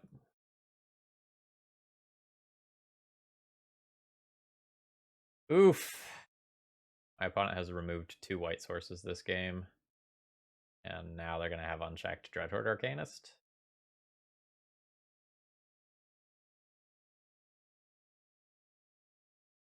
I probably lose this game if I don't draw a white source this turn.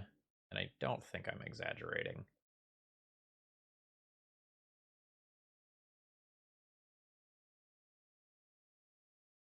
I'll play it out because, like, my hand is quite good, but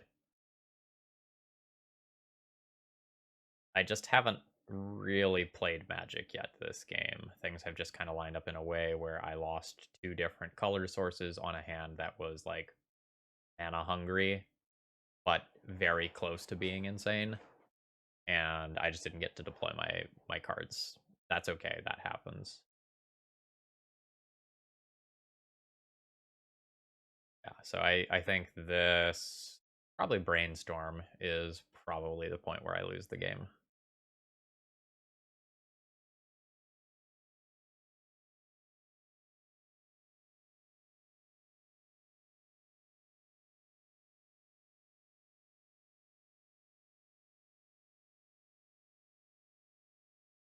I now probably need 2 different white sources in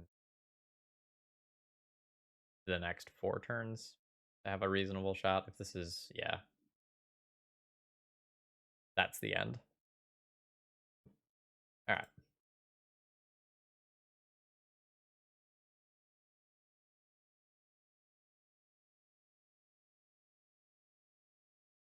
Yeah, we weren't casting that Swords to Plowshares. um, I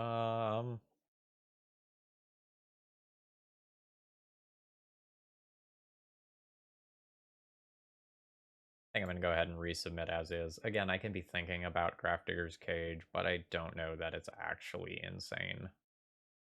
Like, the hope is play an uncounterable Sanctum Prelate on turn 1 or 2, and if I do that and it sticks, this doesn't actively contribute towards me winning, and the Grafdigger's Cage isn't particularly good against some of the alternate win conditions of this deck, like Mentor. Admittedly, you only get 1 Mentor, but, you know.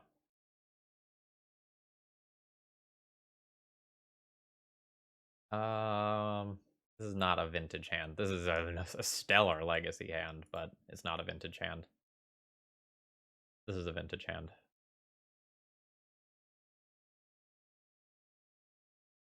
This is turn 2 uncounterable Sanctum Prelate.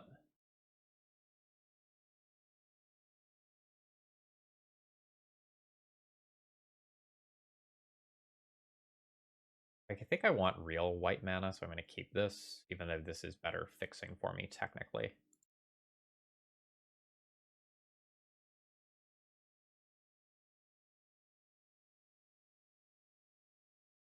My opponent has gone down to 5, which probably means this turn 2 Sanctum Prelate is going to be hot.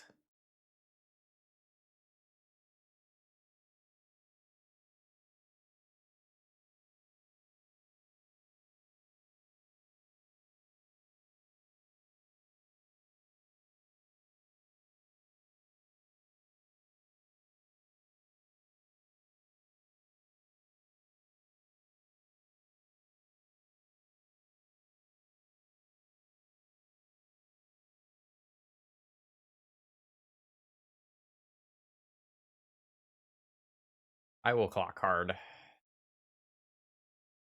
Hit for 3 next turn, followed by 6.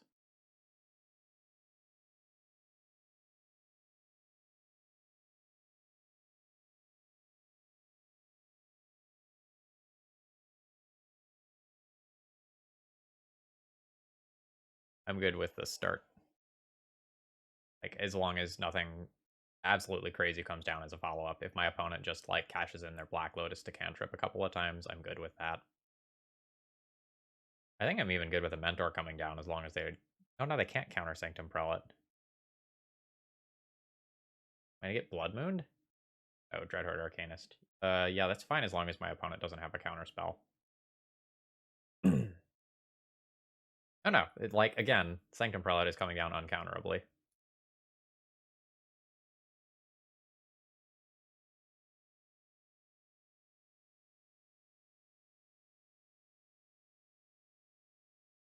Alright, so that goes on 1.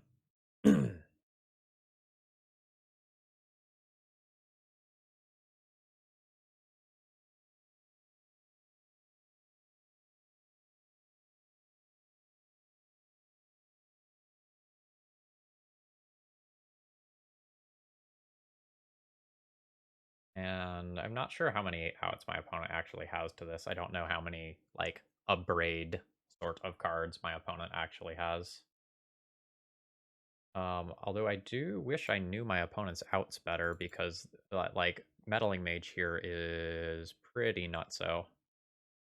Alright. Let me do a little poking around here.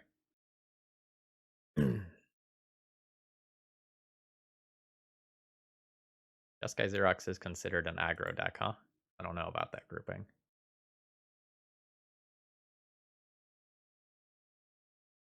Oh, my opponent actually might not have outs to this. Like, actually. Oh, no, there's 1 Teferi Time Raveler. Okay, cool.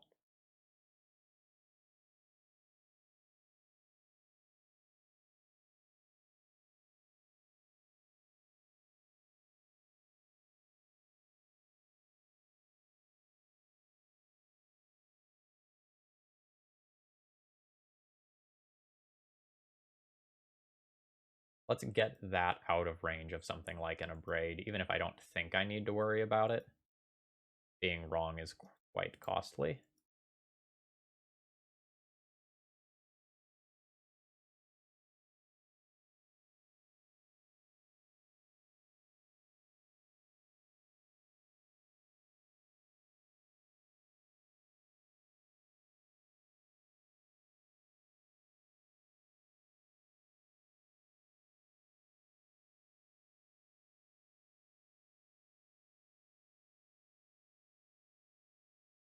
Yeah, and we just had lethal through my opponent jump blocking there. All right, we bullied the Xerox deck. Um, I believe my opening hand is a keep. It's a touch awkward in that, like, I might not know what to put Meddling Mage on turn 1, and Collector Ouphe shuts off my piece of acceleration. That said, I think the 2 pieces of disruption I have, coupled with Wasteland, mean that this is a keep.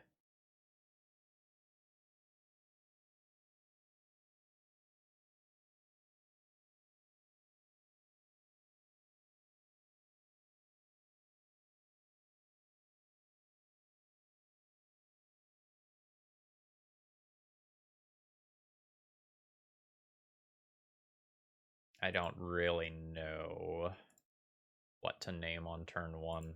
My opponent just, like, goes fetch land pass or something like that. So I kind of want... Alright, well, you get to know the plan and I don't. Fair.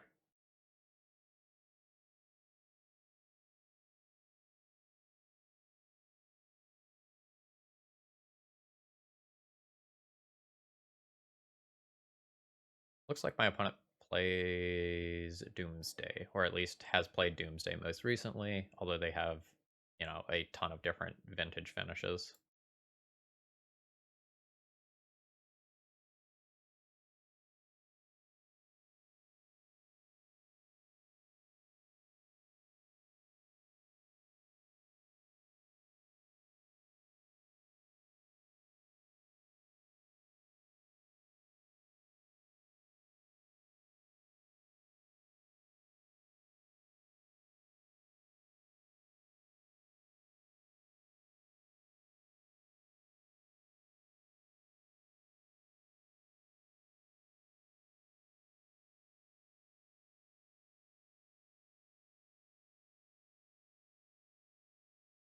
Alright, what you got, opponent?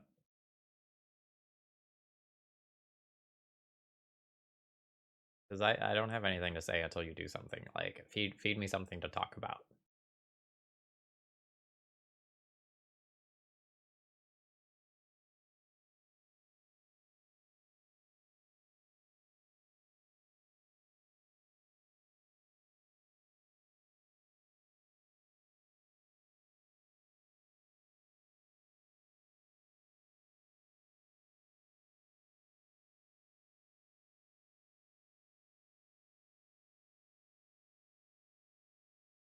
You know, I played my land out here first so that I could pay for 8 days if my opponent were to daze my Mock Sapphire, knowing that that slows me down a turn. I'm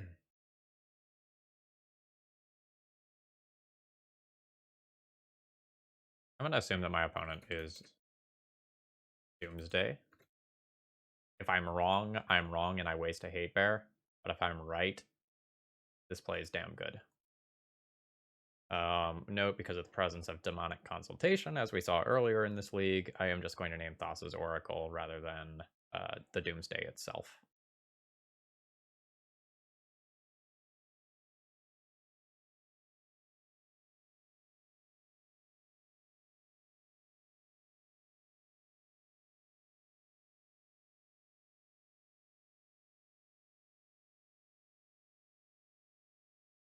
It appears this is going to be one of those slow rounds.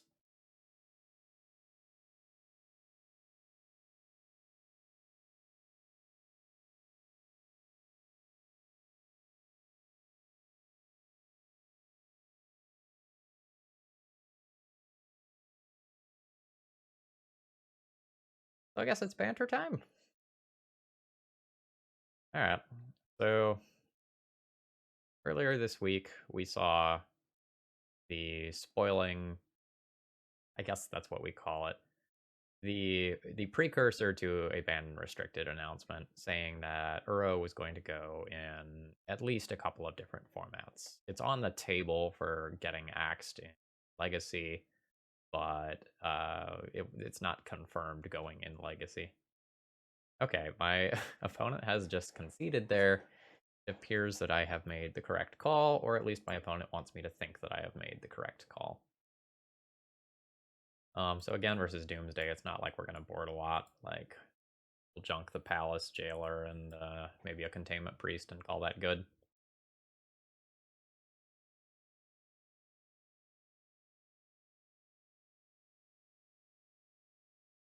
Yeah, so I think Monday is going to be like a big, fat, banned and restricted announcement. Like, you might be talking like 10 cards across multiple formats, sort of big. And I'm very excited for that. I believe this hand is too slow on the draw. Like, it has turn 2 Sanctum Prelate, which is real nice. But I'd really prefer a turn 1 play versus this opponent. Okay, so that's technically a turn 1 play, but like that's not what I meant.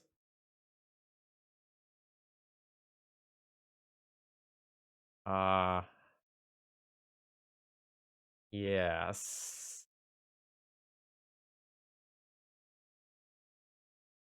I don't get to keep that with double Moxen.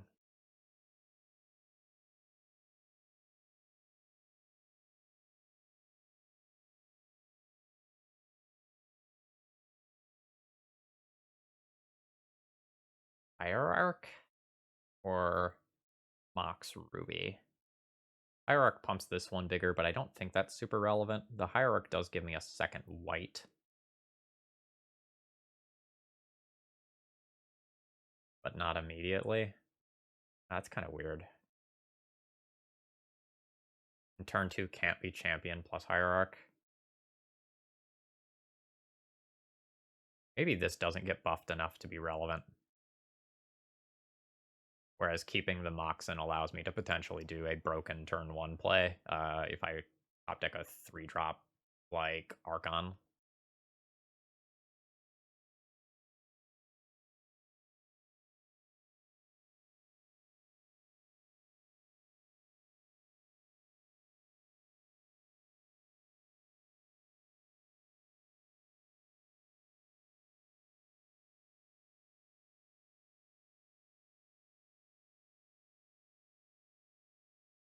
Yeah, so I am very excited for potentially a different legacy, and I know Uro has kind of been stomping on historic, pioneer, and modern as well.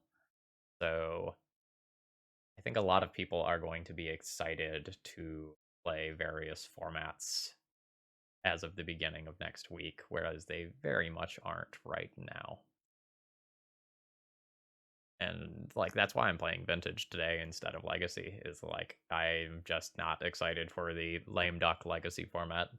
And I wasn't excited for the Legacy format that we had prior to it being a lame duck. Alright. Alright, my opponent is back. Or actually making decisions.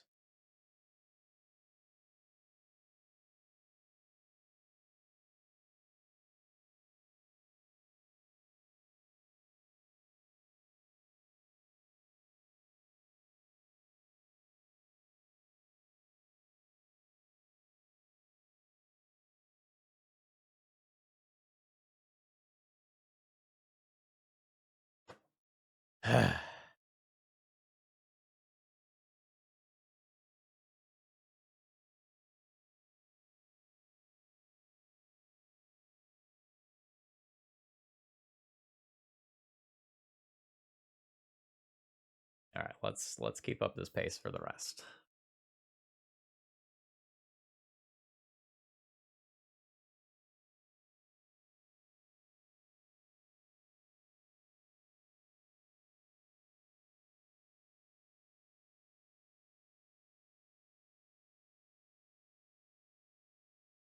Play this into a daze.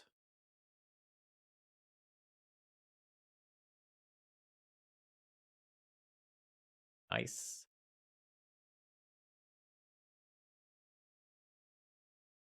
That just makes this Thalia sting so much more. Alright, force pitching a Ponder, that's fine.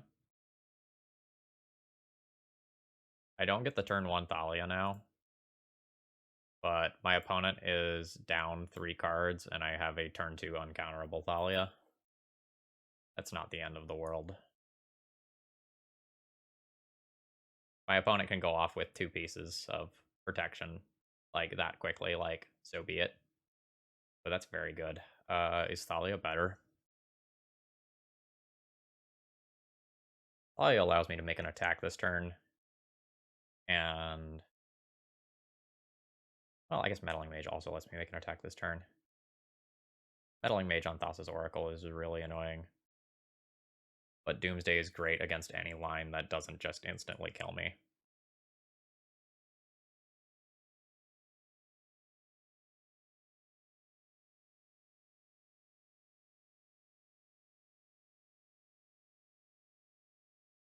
It makes all my opponent's cantrips much more awkward. It makes their days last turn have, like, more of a price.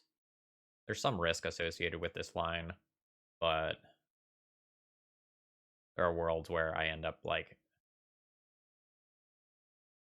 being much better off because of this. So I like that.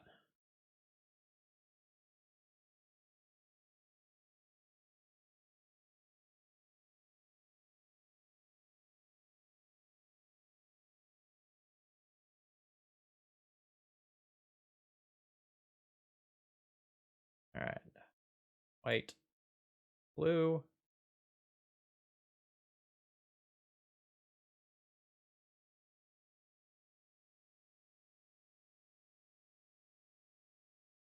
I will name Thassa's Oracle. And put Wasteland into play.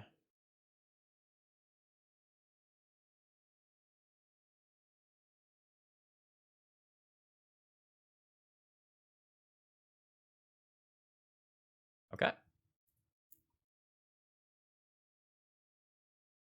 So, notable interaction here. My opponent delved away more cards than quote-unquote is necessary because they are able to pay for the Thalia tax using Dig Through Time delve ability.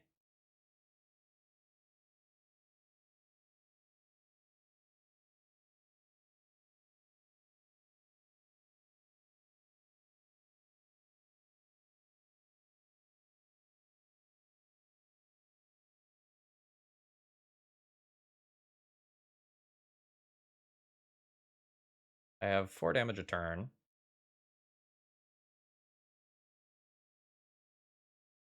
So something like a Luminarch Aspirant, or really any Hate Bearer, just closes out this game in 2 turns.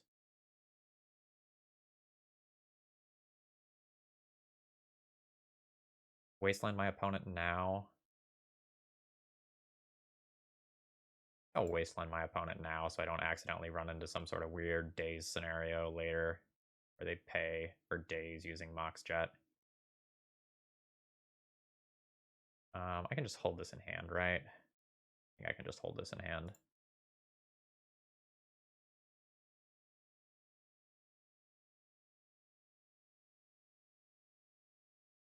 That way, if I draw something like the Archon or the Ouphe, I have mana towards it that's not necessarily linked to the presence of the Noble Hierarch. Sure. Again, it's relatively difficult for my opponent to both remove Meddling Mage and win through Thalia in a single turn cycle. And if my opponent only answers one of these, I still have a 2-turn clock because of Noble Hierarch. Oh, JK. Someone wins or loses in this turn cycle.